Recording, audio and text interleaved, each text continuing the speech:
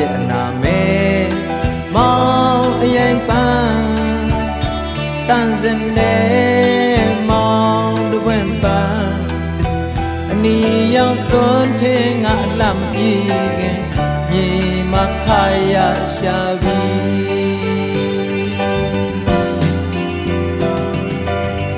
ကြည်လင်ကပြန်ပြူတဲ့ရေအပြင်ဟာ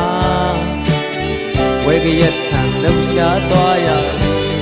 ရောတာယာကအေးချမ်းတဲ့အချိန်လေးပဲရုတ်တရက်ွယ်လွင်ပါ